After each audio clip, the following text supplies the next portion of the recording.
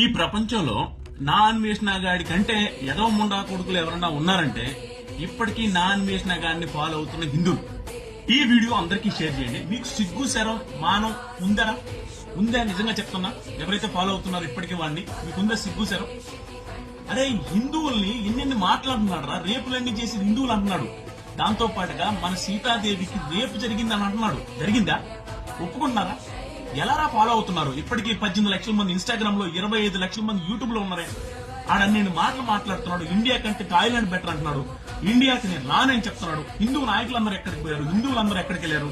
ఎందుకు మాట్లాడట్లేదు? వాడి మీద ఎందుకు కేసులు పెట్టట్లేదు? వాడిని ఎందుకు ఇండియాకు తీసుకొచ్చి గుడ్డలు ఎప్పుడు తీసి నడి రోడ్డు మీద తరిమి కొట్టట్లేదు?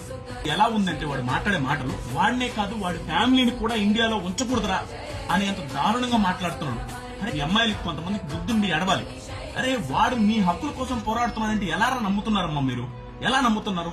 వేరే వాళ్ళ అమ్మల్ని నోటుకొచ్చినట్టు తిట్టేవాడు మీ హక్కులను కాపాడుతాడని మీరు ఎలా నమ్ముతున్నారు? ఎప్పుడైనా వ్యూస్ తగ్గిన ప్రతిసారి ఒక కంటెంట్ తీసుకుని వస్తాడు, మీరు ఎరిపప్పులు ఉన్నారు, సపోర్ట్ చేస్తారన్న నమ్మకం వాడికి. ఇండియాతో సంబంధం లేని నా కొడుకు వచ్చి ఇండియా అని అంటుంటే, హిందూ అని చెప్పుకొని హిందూ దేవతలందరినీ అవమానిస్తుంటే ఎలా మనం భరిస్తున్నాం? మనకి సిగ్గనేది అడవలేదా? ఇంకా వాడిని ఫాలో అవుతున్నాం, ఇంకా వాడిని సబ్స్క్రైబ్ చేస్తున్నాం, ఇంకా వాడి వ్యూస్ కోసం చేస్తున్నాడని తెలిసి వాడికి వ్యూస్ ఇస్తున్నాం. అన్నిటికంటే దారుణమైన విషయం ఏంటంటే, ఇందాక నా అన్వేషణ గాడిది ఒక ఆడియో ఇచ్చాను. ఆ ఆడియోలో 14 ఏళ్ల పాపని రేప్ చేశాను అని అతనే ఒప్పుకుంటున్నాడు.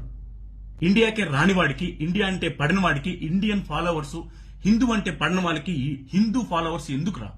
దయచేసి హిందువులందరూ అలాంటి యదవని అన్ఫాలో చేసి అన్సబ్స్క్రైబ్ చేయండి.